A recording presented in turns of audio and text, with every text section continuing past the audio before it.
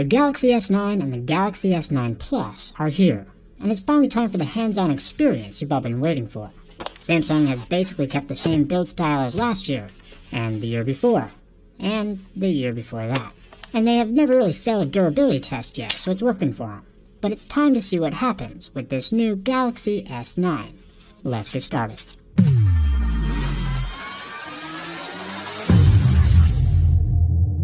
The Galaxy S9 is still rocking the Gorilla Glass 5 on the screen this year, but this time the glass is a bit thicker, which supposedly is going to help with the drop protection. I'll have to drop test it in a future video, but as of now, we're still scoring the same on the scratch test as other flagships.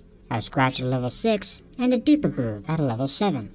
HTC is still holding that top spot with their scratch-resistant sapphire crystal display, scratching at a level 8. Tempered glass is pretty normal for smartphones these days. At least razor blades, coins, and keys won't do any damage. The bottom of the phone has digital buttons underneath that glass, so nothing new to check down here.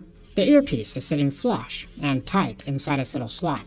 It is metal, with little holes protecting it from dirt and metal shavings attracted to that magnet underneath. It's a smart design, and better than some of the cloth ones we've seen before on other phones. The 8-megapixel front-facing camera is sitting under that front glass and protected from scratches. The sides of the phone come with a thin plastic covering protecting that painted surface underneath. I'll peel that off so we can get some adequate verification of the material.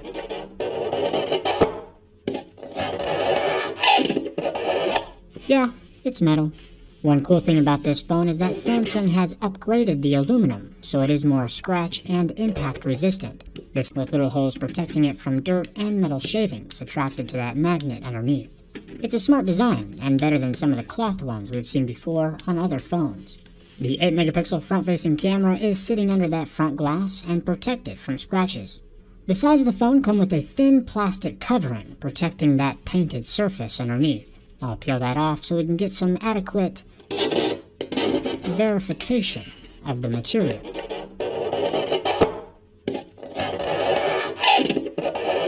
Yeah, it's metal.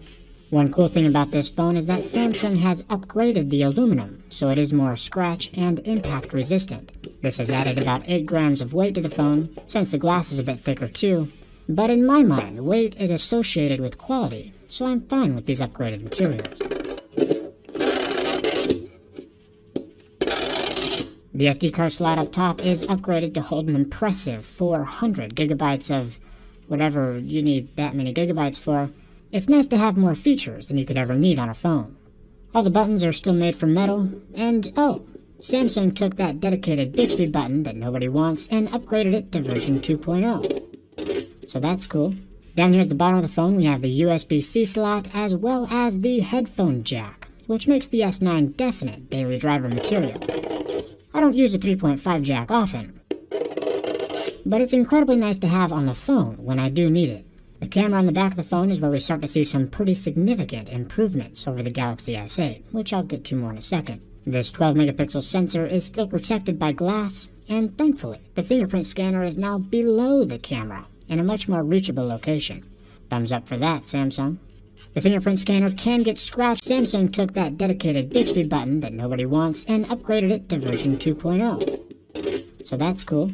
Down here at the bottom of the phone we have the USB-C slot as well as the headphone jack, which makes the S9 definite daily driver material. I don't use the 3.5 jack often, but it's incredibly nice to have on the phone when I do need it. The camera on the back of the phone is where we start to see some pretty significant improvements over the Galaxy S8, which I'll get to more in a second. This 12-megapixel sensor is still protected by glass, and thankfully, the fingerprint scanner is now below the camera in a much more reachable location. Thumbs up for that, Samsung. The fingerprint scanner can get scratched by my razor blade though, so we'll give a little test to see if it still works. And even with that much damage to the surface, it still functions like a champ. Pretty solid. Now let's see what that camera can do. One thing Samsung did add this year is something called the AR emoji, which makes a little resemblance of yourself and sticks it on screen. It's pretty similar to the Emoji that we saw on the iPhone X. But if you look closely at my lips, one follows a lot closer than the other one does. Fun fact, you can change different hairstyles, and in real life, back in high school, my hair looked a lot more like this. No joke. If you scroll back far enough on my Instagram, you can probably see a couple more pictures. Long story short, if you're into animated characters, the iPhone is probably going to be the way to go. The lips actually work. So Dbrand did say they were going to send me some new skins to show off in this video. I haven't seen them yet though, so I'll just leave a link down in the video description. You can check out their new selection so you can hide the fingerprints on the back of this glass sandwich. Thank you Dbrand for sponsoring this video, and I'll let you know if your camo skins ever show a lot closer than the other one does.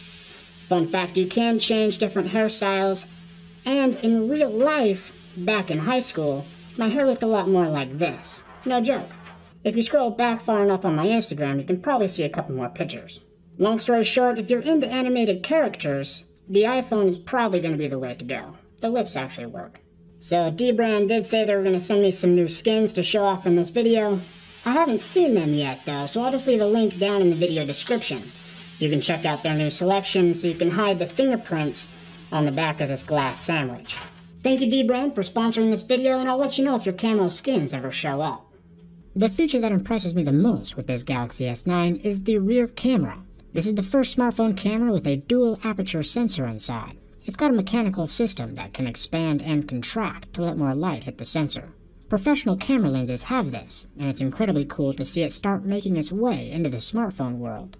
And better pictures for everyone to enjoy. We'll have to take a look at this from the inside.